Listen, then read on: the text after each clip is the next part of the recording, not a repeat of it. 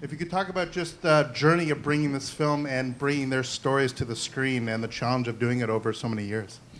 Sure. So this is the fourth project on police community relations that my producing partner and I had done. We did 2 shorts and a 1-hour piece that had featured a couple of anonymous cops that acted as informants. They spoke in silhouette at the time. And after the 2013 federal hearing on stop and frisk, 2014 came around and people thought a lot would change in policing, and very little did. And so those 2 cops, Pedro Serrano and Adil Polanco, and Derek Walla, they, in addition to him, they decided they wanted to do more, speak openly, transparently, and share their stories and the whole process of what they were going to try and do. And that just snowballed into meeting Edwin, Manny, Pedro, everyone. Piece by piece, the story just started kind of radiating out of that. And Edwin, I mean, the film ends with you in a really challenging position. Spoke to you at Sundance, it just happened. I'm wondering if you could talk about, first of all, why you wanted to be a police officer in the first place, and what's happened to you since this film came out. First off, thanks for having us. I haven't been in Boston.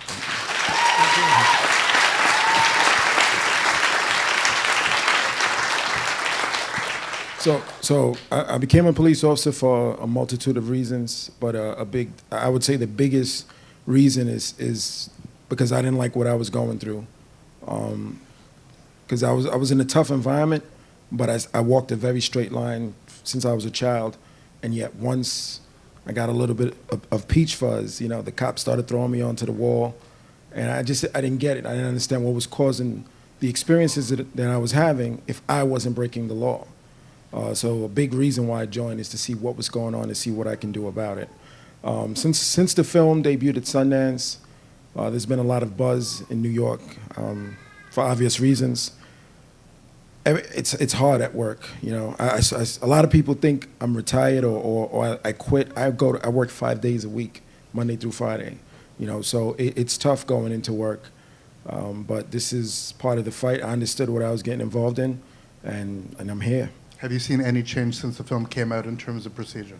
Well, almost immediately after Sundance, all 36,000 members of the department had to watch a video narrated by the chief of department, that's the highest uniform ranking officer, stating that, quoted, that, you know, like, again, from 2 years ago, Bratton saying BS to our claims, to the chief of department, basically, all 36,000 members had to be trained as to why there are no quotas. So that's the closest we're probably going to get to them admitting that this thing existed.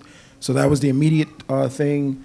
And this NCO, Neighborhood Coordinating Officer, they're really trying to push this image of being more community-oriented. You know, that's been the 2 main things. Just wondering if you could talk about those moments where you thought the easiest thing to do is just to buy into the system, just to say, take the deal.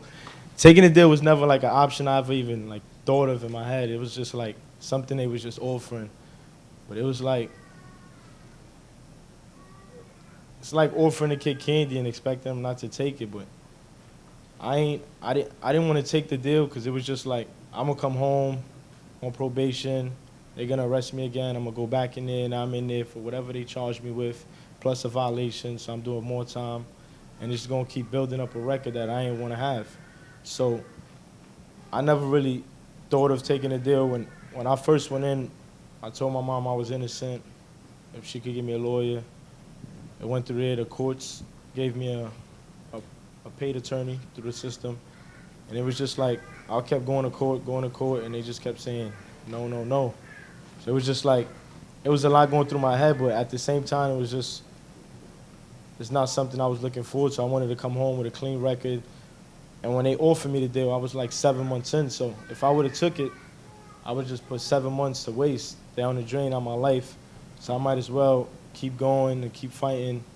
And eventually it got dismissed. And if you could talk about your own battles and that feeling when you knew that truth was going to persevere. Good evening. When they first started harassing my son, cops who are not like Edwin Raymond's, who do believe in quarters, started arresting him for petty things. And it became more serious when they knew he had a mother that would go and fight for his rights. I went from hiring a lawyer to hiring a private investigator, which is Manuel Gomez. He showed us a lot. He showed us, always keeps track of our footsteps, always record where we at, so the justice system won't put us down. While Manuel Gomez was investigating one of my son's fake cases, they arrested him for this big charge. The first thing in our mind was, they must have something against him.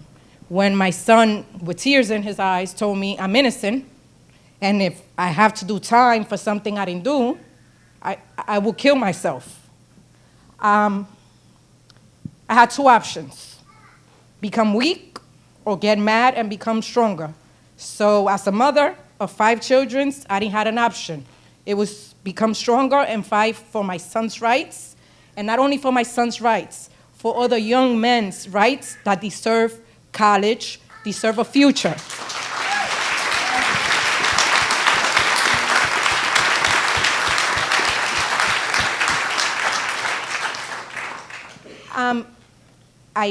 As I told the news in New York City, our young kids don't deserve plea bargains. They deserve a future. They are our future. And without them, where this country is leading. So to keep it short, it was a long 1 year, a long restless nights, not good mornings, worries that my son will be in danger in there, but a lot of help, a lot of teamwork, specific from Mr. Manuel Gomez, kept us strong and showed us that that was in the ending. This is the ending. College is the ending. Thank you.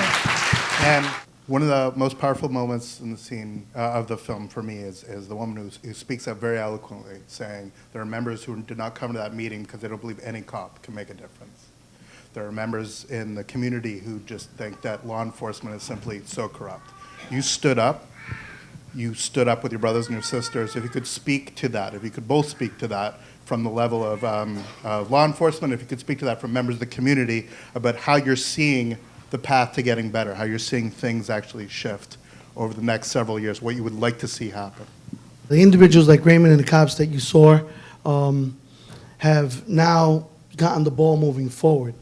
And Raymond is a prime example of that because he's still on the ground, still in the police department fighting. We both are in the middle of a battle zone. I fight it from the outside as the Lone Ranger against an entire 36,000 police department because they are scared of what I do, and I speak out the truth. Raymond fights it from the inside, speaks out the truth, and his job is at risk at every day. I actually was in the gym, and they actually made a comment to me a couple of weeks ago, and I told Steve that cops came up to me and said, you better be careful before they find you in your vet with a zip tie around your neck. You know, again, you know, do I see change? Yeah. I mean, I have support like from Frank Serpico and so forth, and I'm going forward to the state assembly and making a change and a difference. But as the problem I noticed and in this film that it brought out was this is not just a New York problem. It's a Boston problem. It's a Connecticut problem. It's a New Jersey problem. It's a Florida problem. And because New York City is the largest police force in the world, they have 36,000 cops, those procedures are emulated by more than 38 states. So when you emulate all our procedures, you emulate the problems as well, okay? And there's not a person here who's not besieged under this, or not a person here who doesn't know somebody was wrongfully arrested for something. The bigger problem that Steve addresses besides the quotas is the corruption within the district attorney's offices. And these are the battles that I'm fighting, which is even harder. And he's fighting from inside as well. The type of cynicism that leads to people not believing in the system, I don't blame them for it. Those that didn't come to that meeting and those that there are people that will see this film and still not believe that the system can be changed and can be improved. But I'm hoping this film, the lawsuit, Manny's organization, I'm really hoping that this sends a ripple where other states and other parts of the world, other cities in the world who have adopted this, they take a look in the mirror at their own departments and realize what's happening, the human cost of these types of systems. Because historically, there's been issues in policing since the inception, from slave patrol. And it's to me, it's amazing that a native of Boston, who you saw on the screen, I'm not even going to say his name, he read an article in 1982 and took the pseudoscience of Professor Kelling and Wilson and applied it. It's like New York was a big experiment. And the result is what happens to Pedro and what's happened to probably hundreds of thousands of people within that 30-year period. We have to change this. This is not just a film. These are all very live issues, and we're trying to create a groundswell of support and dialogue around the things that these guys really bravely shared with us. And so we really ask you, if you appreciate what you saw, talk about it on social media and spread the word and help us get this film out and seen, because the more of a warm embrace that we can put around this film, the more that the city won't be able to deny that these things are happening.